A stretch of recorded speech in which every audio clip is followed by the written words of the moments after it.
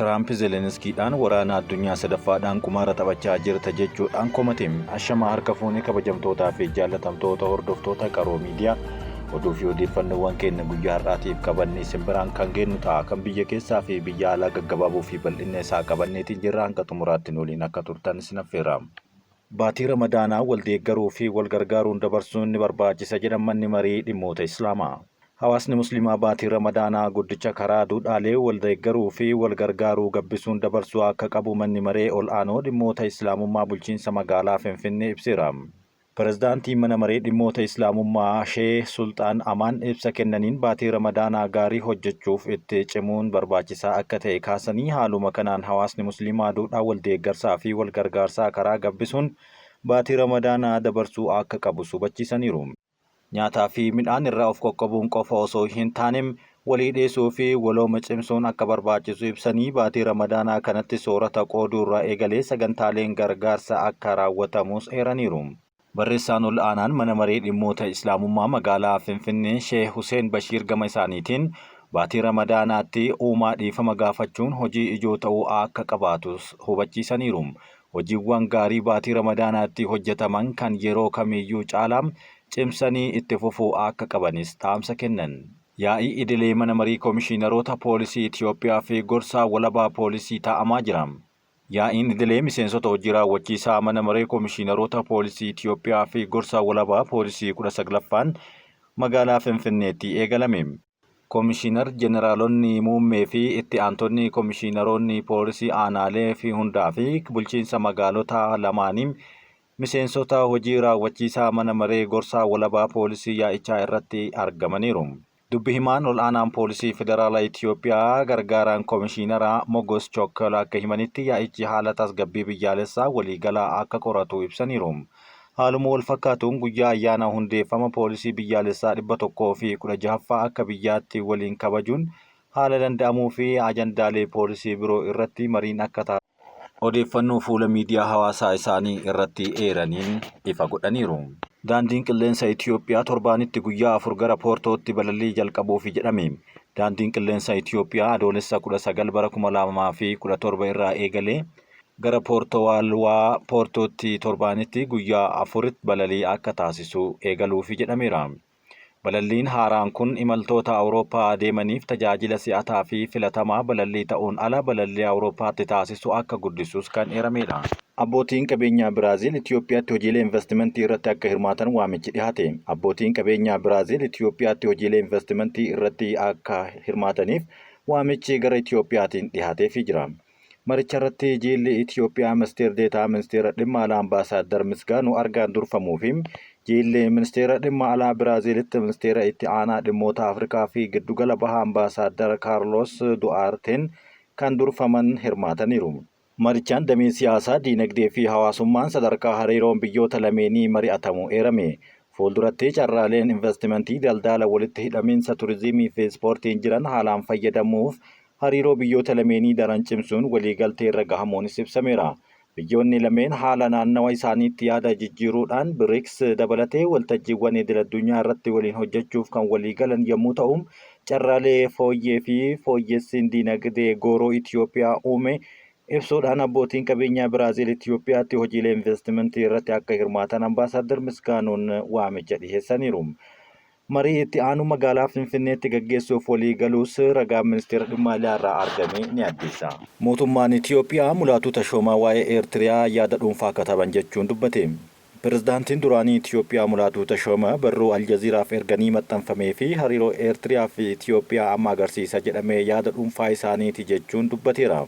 Dubbi himaan ministeera haajaa alaa Itiyoophiyaa Nabiyaat Geetaachoo jimaata gurraandhala 28 bara 2025 ibsa miidiyaaleedhaaf kennaniin pirezidaantiin duraanii muuxannoo qaxanaa kanatti qaban bu'uura godhachuudhaan yaada dhuunfaa isaanii kennan jechuun kaaseera. Yaadni torbaan darbe keessa bahee hariiroon biyyoota lamaanii hammaachuu kan agarsiise qaxanaa kanatti yaaddoo nageenyaa kan dabalee ture.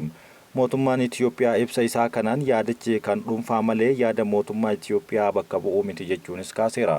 Yaadni dhuunfaa maqaa pirezidaantii duraanii Dr. Mulaatuu Tashoomeen dhihaatee Aljaziiraa irratti qoodame pirezidaantiin Eertiriyaa Isaayyaas Afwerqii kaaba Itiyoophiyaatti ammas walitti bu'iinsa hammeessuuf hojjechaa jira jechuun kan himatudha. Barreeffama kana hordofee ministeerri odeeffannoo Eertiriyaa Yemaane Gabra Masqal miidiyaa hawaasaa isaanii X irratti akka barreessanitti qabxiiwwan 10 kaahaniin himannaa sobaa jechuun dubbataniiru. Itti dabaluunis shira rakkoo uumuu yaadaan nutti qaban jechuun dubbii kan barbaadaadha jechuun kan kaasaniif ibsi aangaa Eertiriyaa kun irratti xiyyeeffatee deebii kenne pirezidaantii duraaniif ta'uu caalaa Itoophiyaaf bulchiinsa ministeera muummee Dr. Abiy Ahmadiif ture. Mootummaan Itoophiyaa deebii mootummaa Eertiriyaa irratti yaada osoo hin kennin erga ture booda ibsa miidiyaalee kan kennan yaanni achirratti dhihaate dubbii ijoo biyyoota lameenii qaxanichaa ta'ee yaada dhuunfaa Dr. Mulaatuu Tashooma akka ta'e garuu dubbataniiru. Mata dureen barreeffamaa Dr. Mulaatuu gaanfa Afrikaatti walitti bu'iinsa biraa dhalatu irraa hambisuuf yeroon amma jechuun kan barreeffamee fi kana keessatti waraanni hojii ijoo mootummaa Eertiriyaa dhimmi itti qabames isaa jechuudhaan kan dubbatan yommuu ta'u, Dr. Mulaatuun waltajjiiwwan mootummaan Itoophiyaa qopheessu irratti ni mul'atu ifatti aangoo mootummaa wajjin hidhata qaburra jiraachuu hin mirkaneessine jechuunis kan kaafamaa jirudha.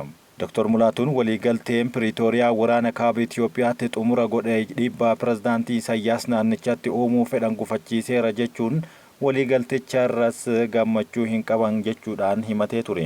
Ammas aanga'oota TPLF gidduu dhibdeen uumee akka carraatti fayyadamuudhaan fedha qabaachuu akkasumas naannoo Amaaraa keessa milishaan akka ijaaramu gochuun pirezidaantii Isaayyaas kan himatan yommuu ta'u dabalataan dhimma Itoophiyaa keessa harka galfachaa jiran jechuunis kaasaniiru. Himannaawwan kunniin ilaalchisee ministeerri odeeffannoo Eertiriyaa deebii kennaniin mootummaan Itoophiyaa ji'oota darban dubbii barbaacha sababa hin qabnee fi jabaa ta'ee geggeessaa jira jechuun kaasanii itti dabaluun Itoophiyaan ka'umsa rakkoolee qaxanaa kanatti mudataniiti jechuun kaasaniiru.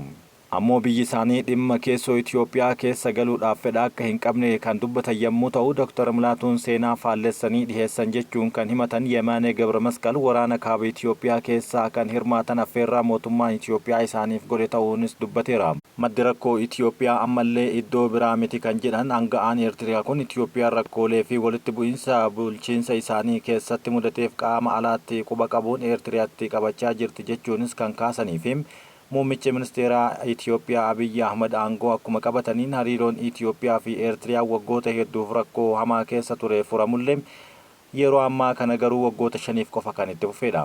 Achiis waraana kaaba Itoophiyaa keessatti waltumsanii ce'ee kan turee fi xumura waraana sanaa booda garuu haalonni jijjiiramaa dhufaniiru. Naannoo Oromiyaa bara 2017tti barattoonni 212 qormaata biyyaalessaa kutaa 12ffaa akka fudhatan biiroon barnoota Oromiyaa beeksise.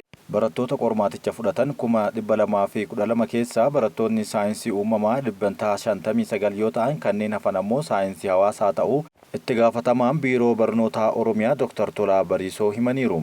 Qormaanni biyyaalessaa kun waraqaa fi onlaayiniidhaan kan kennaman yommuu ta'u barattoonni 50,000 onlaayiniidhaan kan qormaaticha fudhatanii fi kanneen hafan haalli isaanii ni mijeeffamas jedhameera. Wirtuun barattoonni onlaayinii itti qoramanis adda baafamaa jiraachuu ifa godhaniiru. Soomaaliyaan garba Hindii irratti Itoophiyaaf buufata doonii kennuuf akka jirtu ibsite. Dhimma ulaa galaanaan wal qabatee gara waggaa tokkoof Itoophiyaa waliin wal dhabdeerra kan turte Soomaaliyaan Itoophiyaa buufata doonii galaanaa Hindii irratti argamu akka kennituuf yaada hojjechaa jirti jechuun gabaasaniiru. Biyyoonni lamaan wal dhabdee gidduu isaaniitti uumame furuudhaaf marii geggeessaa kan turan yommuu ta'u hanga ji'a waxabajjiitti waliigaltee bu'uuraa xumuruudhaaf kan kaayyeffate ta'uu ministeerri dhimma alaa Soomaaliyaa Alii Mohammad Omar gaafii fi deebii kamisa darbee Universal TV waliin taasisaniin himaniiru. Bu'uurri sun gosa buufata doonii kam akka kenninu garba Hindii irratti iddoo buufata doonii kan ijaaramuu fi baasii waliigalaa isaan murteessa jechuunis dubbataniiru. Ministeerri dhimma alaa Soomaaliyaa kana kan ifoomsan marii pirezidaantiin Soomaaliyaa Hassan Sheikh Mohamudii fi ministeerri muummee Itoophiyaa Dr. Abiy Ahmad Moqaadishootti taasifame hordofeeti. Mariin kun kan gaggeeffame gamalachuu wal dhibdee amajjii bara 2024 keessa waliigaltee ulaa galaanaa Itoophiyaa fi Somaalilaand gidduutti mallatteeffame hordofee uumame salphisuuf fedhii agarsiisuu ta'uu seeraniiru. Dr. Abiy Ahmadii fi pirezidaanti Mahamud kanaan dura marii haala mijeessummaa pirezidaantii Tarkii Raasib Xaayib Erdoogaaniin gaggeeffame hordofee waldhabdee isaanii furuuf waliigaluun isaanii ni yaadatama. Tiraamp waraana addunyaa sadaffaa waliin qumaara taphachaa jira jechuun Zeleniskii himate. Doonaald Tiraamp Waayit Haawusitti Volodimir Zelenskii simatanii aariin walitti dubbachuu irraa darbanii miira walitti bu'iinsaa gargar kan bayan yommuu ta'an pirezidaanti Tiraamp pirezidaanti Zelenskiin Raashaa waliigaltee keerra gahuu dhiisuudhaan yeroo ammaa kana waraana addunyaa sadaffaatti galuudhaaf kumaara taphachaa jiru jechuun dubbateera. Marii waliigaltee albuudaa mallatteessuun dura White House keessatti taasisaniin dubbii afaaniitti wal qabuudhaan addaan walirraa kukkutaa kan turan yommuu ta'u, erga jalqaba Tiraamp marii nagaa Yukureen Raashaa waliin taasifamuu akkamitti akka qabatan ilaalchisee waldhabdeen uumamee booda waliigalteen albuudaa kun hariiroo nageenya biyyoota kanaa dabalaa taafem tarkaanfii ta'uu himanii turan. Haa ta'u malee Zelenskiin Washingtonitti kun osoo hin mallattaa'in hafuu isaanii ifa godhaniin yeroo aariin walitti dubbachaa turanitti pirezidaantii Tiraamp gita isaanii pirezidaantii Zelenskiidhaan humna waraanaa US fi gargaarsa siyaasaaf taasifameef galata hin qabdu jechuun dubbateera. Itti dabaluun waraana addunyaa sadaffaaf kumaara taphachaa jirta jechuudhaan Zelenskiitti hadheeffate. Tiraamp erga Zelenskiin White House keessaa bahee booda yoo abiddaa fi dhiibbaa akkasii keessatti hin mari'atamne ta'e malee nageenyi hin argamu jechuun kan dubbate yommuu ta'u, erga ibsi waloo Zelenskii waliin gaazexeessitootaaf kennuuf turan haqamuun ibsamee booda barreeffama X irratti barreessaniin marii abiddaa fi dhiibbaa akkasii keessatti yoo ta'e malee gonkumaa hin hubatamnedha baay'ee baranneerra jechuun kaaseera. Wanti miira keessaa dhufe baay'ee ajaa'ibsiisaadha kan jedhan Tiraamp Ameerikaan yoo keessa jiraatte Zelenskiin nageenyaaf qophii akka hin taane ani mirkaneessee jira jechuun dubbateera. Itti dabaluunis sababiin isaa nuti jiraachuun keenya faayidaa ol'aanaa akka kennuuf itti dhagahamaa jira jechuun kan dubbateefi Tiraamp waajjira kabajamaa Oovaalii keessatti Ameerikaa salphisee yeroo nagaadhaaf qophii ta'etti deebi'ee dhufuu danda'a jechuun Zelenskii himateera. Kana sababeeffachuudhaan guyyaa har'aa miidiyaaleen addunyaa garaagaraa oduu kana wal harkaa fuudhanii gabaasaa kan jiran yommuu ta'u, ministeeronni biyyoota garaagaraatis dubbii kanarratti yaada isaanii kennaa jiru. Haaluma kanaan ministeerri dhimma alaa Ameerikaa Maarko Ruubiyoon Zelenskiin dhiifama gaafachuu qaba jechuun dubbateera. Ministeerri dhimma alaa Ameerikaa Maarko Ruubiyoon CNN irratti gaafii fi deebii dhihaate taasisaniin walga'iin pirezidaantii Doonaald Tiraampii fi Volodimir Zelenskii gidduu ture qophiidha. Qaaniidhaan kan guutame jechuun ibsuun hoogganaan Yukureen dhiifama gaafachuu qaba jechuunis dubbateera. Zelenskiin hanga sana deemee faallaa dhaabbatee falmuun isarra hin jiraatu ture jechuun kan dubbate Ruubiyoon waa'ee sana cimsitee dubbachuu yeroo jalqabdu pirezidaantichas nama waliigaltee uumuudha jechuun isaa guutuu waliigaltee hojjetee namoota gara mariif gara minjaalaatti hin fidu jechuun kaasaniin yeroo akkasii Zelenskiin nagaa hin barbaadu yoo ta'e jettee yaadda jechuudhaan gaafiin gaafatamee ture. Kana yeroo deebisutti nagaa barbaada jedhee garuu dhugaatti kan barbaadu miti jechuunis Maarko Ruubiyoon dubbateera. Biyyi Yukureen waliin waraana keessa jirtu yeroo ammaa kana gammachuu ishee himataa kan jirtuu fi qondaalli Raashaa Zelenskiin kaballaa argate jechuunis dubbateera. Qondaaltonni Raashaa tokko tokko walgahii guyyaa kaleessaa US waajjira Oval keessatti geggeeffame hordofuun deeggarsa Tiraampiif dhihaataa kan jiranidha. Itti aanaan itti gaafatamaa mana maree nageenya Raashaa Dimitriy Medvedevin haasaa taasisaniin Tiraamp Vaansii fi Zelenskii gidduutti taasifame yeroo muraasa booda barreeffama toora X irratti barreessan Zelenskiin dhuma irratti waajjira Oval keessatti kaballaa sirrii argateera jechuun itti gammadeera. Akkasumas Riil Doonaald Tiraamp sirriidha mootummaan Kiiv waraana addunyaa sadaffaa waliin kumaara taphachaa jira jechuunis barreesseera. Yeroo dhabdee kanaatti Tiraamp waa'ee balaa waraana addunyaa sadaffaa ilaalchisee Zelenskiif yaada wal fakkaatu barreesseera. Kabajamtootaa fi jaallatamtoota keenya oduun ammaaf isiniif qopheessine kanumaa hanga xumuraatti waan nu dhaggeeffattaniif galatooma.